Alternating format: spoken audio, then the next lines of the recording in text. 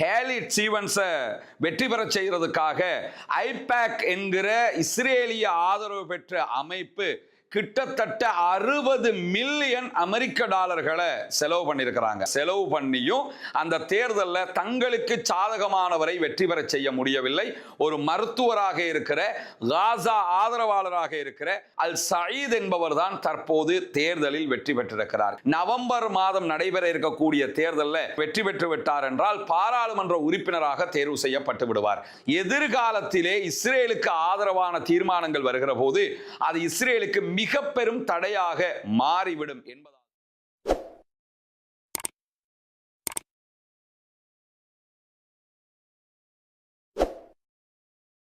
அமெரிக்காவில் அடுத்த நவம்பர் மாதம் அளவில் அமெரிக்காவுக்கான இடைக்கால தேர்தல் நடைபெற இருக்கிறது. இந்த தேர்தலில் முதன்மை கட்சிகளாக இருக்கக்கூடிய குடியரசு கட்சியும் ஜனநாயக கட்சியும் பெருமளவிலான ஒரு மோதல் போக்கை கொண்டிருக்கும் என்று ஆய்வாளர்கள் பேசக்கூடிய நிலை உருவாகி இருக்கிறது.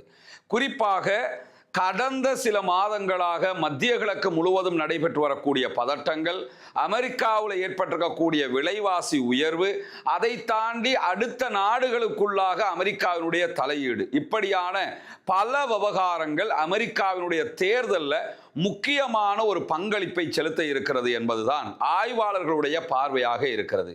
அதிலும் அமெரிக்க அதிபராக டொனால்ட் ட்ரம்ப் தேர்வானதுக்கு பிறகு நடைபெறக்கூடிய காங்கிரஸுக்கான இந்த தேர்தலில் எதிர்வருகிற 2 ஆண்டுகள் அமெரிக்க அதிபராக டொனால்ட் ட்ரம்ப் பதவி வகிக்கிற போது அவருக்கு சாதகமான ஒரு பாராளுமன்றமாக அல்லது பாதகமான ஒரு பாராளுமன்றமாக இது அமைகிற போது அவருடைய நடவடிக்கைகள் எப்படி இருக்க போகிறது என்கிற கேள்விகளும் இதற்குள் எழாமல் இல்லை.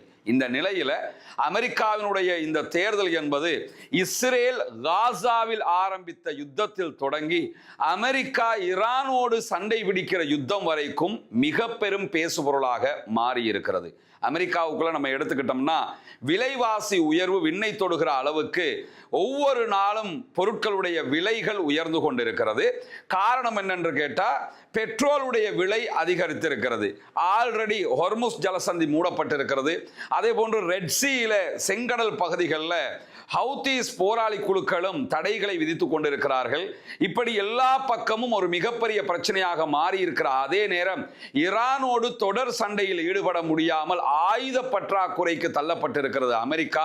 சில நேரங்களில் சீனா தைவான் மீது தாக்குதல்களை நடத்தினால் அதை எப்படி கட்டுப்படுத்துவது என்கிற ஒரு கேள்வியும் அமெரிக்காவுக்கு தற்போது எழுந்திருக்கக்கூடிய சூழல்ல இவ்வளவு காலமாக எங்களை காப்பாற்றுவார் அமெரிக்க அதிபர் டொனால்ட் ட்ரம்ப் அல்லது அமெரிக்காவினுடைய போர்சஸ் எங்களை காப்பாற்றும் என்று அமெரிக்காவுக்கு கப்பம் கட்டி கொண்டிருந்த அரபு நாடுகளும் இனி அமெரிக்காவை நம்பி பலனில்லை, ஓரளவுக்கு பக்கத்தில் இருக்கக்கூடிய பாகிஸ்தானையாவது நம்புவோம் என்கிற ரீதியில பாகிஸ்தானோடு எக்ரிமெண்ட் போடுகிற நிலைக்கெல்லாம் தள்ளப்பட்டிருக்கிறார்கள். இப்படி எல்லாமுமாக சேர்ந்த ஒரு குழப்ப நிலையோடு தான் அமெரிக்கா தற்போது தேர்தலை சந்திக்க இருக்கிறது. இந்த தேர்தலில் பல மாநிலங்களிலும் போட்டியிடக்கூடிய மிக முக்கியமானவர்களாக பாலஸ்தீன ஆதரவாளர்கள் இருக்கிறார்கள், இஸ்ரேலிய எதிர்ப்பாளர்கள் இருக்கிறார்கள். அமெரிக்க அதிபர் டொனால்ட் ட்ரம்பினுடைய கட்சியை எதிர்த்து போராடக்கூடியவர்களாக இருந்தாலும் சரி, அமெரிக்க அதிபரை எதிர்க்கக்கூடிய ஜனநாயக கட்சிக்கு உள்ளே இருக்கக்கூடியவர்களாக இருந்தாலும் சரி, ஒட்டுமொத்தமாக அமெரிக்க அதிபருக்கே இது மிகப்பெரிய தலையீடியாக மாறுகிற நிலைமையாக இந்த தேர்தல் தோற்றம் அளிக்கிறது. ஏற்கனவே நமக்கு தெரியும், நியூயார்க்கினுடைய மேயர் தேர்தலில் ஜஹரான் மம்தானி போட்டியிட்டாரு. அமெரிக்க அதிபர் டொனால்ட் ட்ரம்பே நியூயார்க் மேயர் தேர்தலில் நேரடியாக களமிறங்கி ஜஹரான் மம்தானிக்கு எதிராக பிரச்சாரங்களை செய்திருந்தார். எல்லா பிரச்சாரங்களையும் முறியடித்து ஜஹரான் மம்தானி முதலாவது முஸ்லிம் மேயராக தேர்வாகி இருந்தார் நியூயார்க்கில். இன்றைக்கும் ஜஹரான் மம்தானியுடைய செயல்பாடுகள் நியூயார்க் மக்களால் போற்றப்படக்கூடிய அளவுக்கு இருப்பதை கவனிக்க முடிகிறது. இப்படியான ஒரு சூழல் தான் தற்போதைய தேர்தலிலும் அமெரிக்க அதிபருக்கு உண்டாகி இருக்கிறது. இதுல ஐபேக் என்கிற ஒரு அமைப்பு இருக்கிறது. இந்த அமைப்பு முழுவதுமே இஸ்ரேலுடைய லாபியாக செயல்படக்கூடிய அமைப்பு. அமெரிக்காவினுடைய தேர்தல் முறையை நம்ம ஆரம்பமாக புரிஞ்சுக்கிறோம். முதலில் உள்கட்சி தேர்தல் நடத்தப்படும்.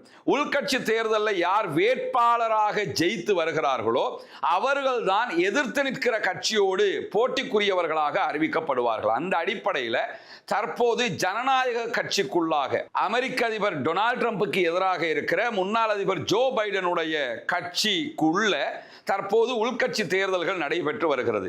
இந்த உள்கட்சி தேர்தல்கள் தான் ஜஹ்ரான் மம்தானியும் வேட்பாளராக தேர்வாகி பின்னர் அமெரிக்க அதிபர் டொனால்ட் ட்ரம்பினுடைய கட்சியை எதிர்த்து போட்டியாளராக மாறியிருந்தார். அதே போன்ற தேர்தல் தான் தற்போது நடைபெறுகிறது. இந்த தேர்தல்களில் ஜெயிக்கக்கூடியவர்கள் தான் அடுத்ததாக நேரடி தேர்தலில் போட்டியிடக்கூடியவர்களாக இருப்பார்கள். அந்த வகையில் முதலில் இந்த தேர்தல்களில் ஜெயிப்பதே மிக பெரும் போட்டியாக மாறிவிடும். இதற்குள்ளாகத்தான் இஸ்ரேலுடைய மிக பெரும் லாபியாக செயல்படக்கூடிய ஐபேக் என்கிற அமைப்பு ஜனநாயக கட்சிக்குள்ள இருக்கக்கூடியவர்களை விலைக்கு வாங்குவதற்காக பல கோடிக்கணக்கான டாலர்களை செலவு செய்து கொண்டிருக்கிறார்கள். ஆல்ரெடி அமெரிக்க அதிபர் டொனால்ட் ட்ரம்பினுடைய கட்சியைச் சேர்ந்தவர்கள் இஸ்ரேலுக்கு ஆதரவாகத்தான் இருக்கிறார்கள் என்கிற ஒரு பக்கம் இருக்கிறது. அவர்களுக்கும் அவர்கள் கோடிகள் செலவு செய்து கொண்டிருக்கக்கூடிய சூழல்ல தற்போது ஜனநாயக கட்சிக்குள்ளாக உள்கட்சி தேர்தல்கள் நடைபெறுகிறது. இந்த தேர்தல்களில் தங்களுக்கு சாதகமானவர்களை வேட்பாளர்களாக வெல்ல வைத்து விட்டால் அவர்கள் தேர்தல் களத்தில் அமெரிக்க அதிபர் டொனால்ட் ட்ரம்பினுடைய கட்சிக்கு எதிரான வேட்பாளர்களாக வருகிற போது இருதரப்பிலையும் யாரு ஜெயித்தாலும் அது இஸ்ரேலுக்கு சாதகமாக இருக்கும். யாரு ஜெயிச்சாலும் அமெரிக்காவுக்கு சாதகமாக இருக்கும்ங்கிற தேவை அவங்களுக்கு இல்லை, இஸ்ரேலுக்கு சாதகமாக இருக்க வேண்டும். அதனாலதான் அந்த கட்சிக்காரனுக்கும் காசு கொடுப்பாங்க, இந்த கட்சிக்காரனுக்கும் காசு கொடுப்பாங்க, செலவழிப்பாங்க. முதல்ல வேட்பாளர்களாக இஸ்ரேலை ஆதரிக்கக்கூடியவர்கள் இரு தரப்பிலும் வந்துவிட வேண்டும்.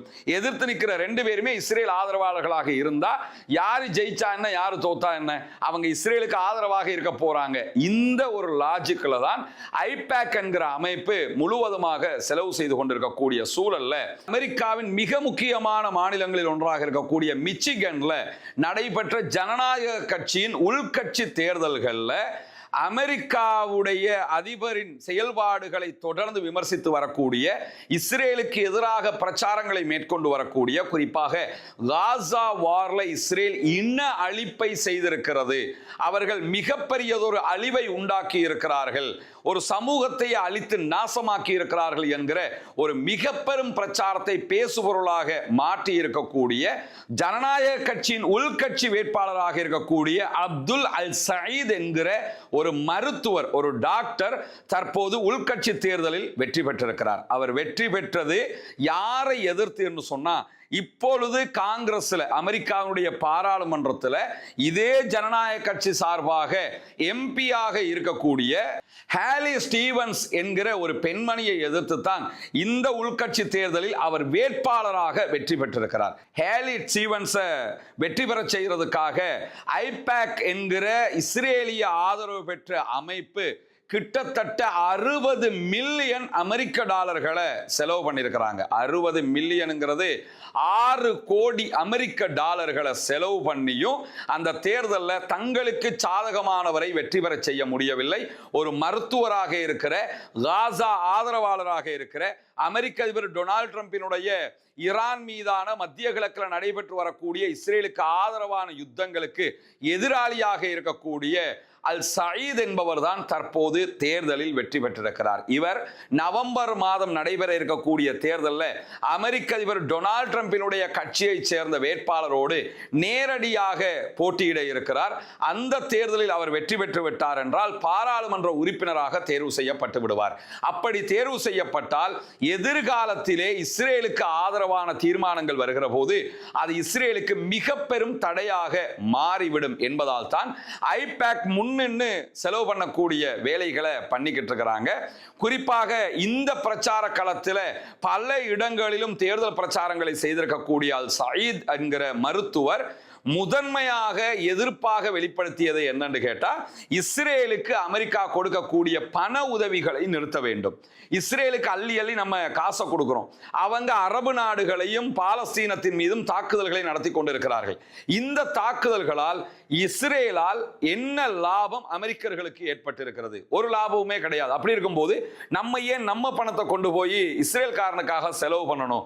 அந்த பணத்தை வச்சு இங்க வீடுகளை கட்டி கொடுங்க, மானிய விலை விலையில மக்களுக்கு வீடுகளை கொடுக்கலாம், விலை குறைப்புகளை செயல்படுத்தலாம், பொருட்களுடைய விலை ஏறிக்கிட்டு இருக்குது, அதையெல்லாம் நம்ம குறைச்சிடலாம், எவனுக்கோ கொண்டு போய் காசை கொடுத்து ஒரு அநியாயத்துக்கு துணை போறதை விட நம்ம மக்கள் வாழ்றதுக்கு நம்ம செலவு பண்ணிடலாமே என்கிற பிரச்சாரத்தை ஓவரோலாக அவர் பண்ணி இருந்தாரு. அதனால் தான் அவர் இந்த தேர்தலில் வெற்றியும் பெற்றிருக்கிறார் என்கிற கருத்தாக்கங்கள் இன்றைக்கு வெளிப்படுவதை நம்ம பார்க்க முடியும்.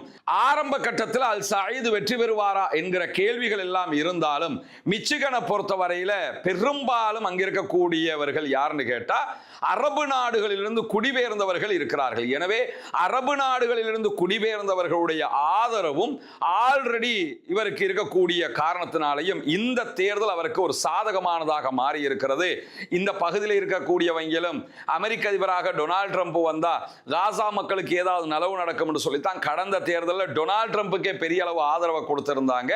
அந்த அடிப்படையில் தான் அவர் ஜெயிச்சு வந்தார். ஆனா அவர்கள் எதிர்பார்த்த எதுவுமே நடைபெறவில்லை. ஆனால் இந்த தேர்தலை பொறுத்தவரையில தற்போது எதிர்க்கட்சியாக இருக்கக்கூடிய ஜனநாயக கட்சியின் வேட்பாளராக மாறி இருக்கிறார் அல் சயீத். ஜனநாயக கட்சிக்குள்ளாக மிகப்பெரியதொரு அலையே உருவாகி கொண்டிருக்கிறது, பாலஸ்தீன ஆதரவு அலை. எனவே இதுவெல்லாமே மத்திய கிழக்கினுடைய இந்த யுத்தங்களை வைத்தும் அதே போன்று காசா மீதான இஸ்ரேலிய ஆக்கிரமிப்பு படைகளுடைய தாக்குதல்களை அடிப்படையாக கொண்டதுமாக அமெரிக்காவினுடைய தேர்தல் களமே மாறி இருக்கிறது. எதிர்வரக்கூடிய தேர்தலில் அமெரிக்க அதிபர் டொனால்ட் ட்ரம்பினுடைய கட்சி எந்த நிலைக்கு மாறப்போகிறது என்கிற கேள்விகள் எல்லாம் இதனால் தான் உருவாகி கொண்டிருக்கிறது. பெரிய அளவுல ஃபண்டை செலவு பண்ணி கொண்டே இருக்கிறாங்க இஸ்ரேலுடைய லாபிக்கள். அங்கிருக்கக்கூடியவர்களுக்கு அமெரிக்காவினுடைய அதிபர் டொனால்ட் ட்ரம்பினுடைய கட்சியை சேர்ந்தவர்களுக்கு காரணம் என்னன்னு கேட்டா எப்படியாவது இஸ்ரேலுக்காக செலவு பண்ணக்கூடிய, இஸ்ரேலுக்கு சப்போர்ட்டிவாக இருக்கக்கூடிய, இஸ்ரேல் என்ன அநியாயத்தை பண்ணினாலும் அந்த அநியாயங்களை தட்டி கேட்காத ஒரு அமெரிக்க அரசு இருக்கணும்ங்கிறது தான் இஸ்ரேலுக்கு தேவை. அதனால தான் இஸ்ரேலுடைய இந்த முனைப்புகள் மிக அதிகமாக இருப்பது மட்டுமல்லாம அமெரிக்காவை ஆட்டி வைக்க வேண்டும் என்று சொன்னால், அமெரிக்கா நம்ம சொல்றது எல்லாத்தையும் கேட்கணும் என்று சொன்னால் அங்க ஆட்சிக்கு வரக்கூடிய பாராளுமன்ற உறுப்பினர்கள் நமக்கு சாதகமானவங்களாக இருக்கணுங்கிறதுக்காகவும் ஐபேக் முழுவதுமாக இந்த செலவினங்களை செய்கிறது. பொறுத்திருந்து பார்ப்போம் என்ன நடக்க போகிறது தேர்தல் முடிவுகளில் என்று. எது எப்படி போனாலும் இறைவனுடைய அருளால் மக்களுடைய முடிவுகள் எப்படி அமைகிறதோ அப்படித்தான் அனைத்து தீர்மானங்களும் எடுக்கப்பட போகிறது என்பது திட்டமாக தெரியக்கூடிய ஒன்றாக இருக்கிறது. அடுத்த தேர்தல் அமெரிக்க அதிபர் டொனால்ட் ட்ரம்புக்கு ரொம்ப கடினமான தேர்தலாகத்தான் இருக்க போகிறது என்பதை நடைமுறை சார்ந்த விவகாரங்கள் காட்டிக் கொண்டிருக்கக்கூடிய சூழலில் தான் தேர்தல் நெருங்கிக் கொண்டிருக்கிறது. அடுத்தடுத்த நிகழ்வுகளுக்கு தொடர்ந்து இணைந்திருங்கள். ரஸ்மின் எம்ஐசி நியூஸ் மற்றும் ரஸ்மின் டாக்ஸ் ஆகிய 2 சேனல்களோடு வரக்கூடிய செய்திகளை உங்களோடு உடனுக்குடன் பகிர்ந்து கொள்வதற்கு தயாராக இருக்கிறோம்.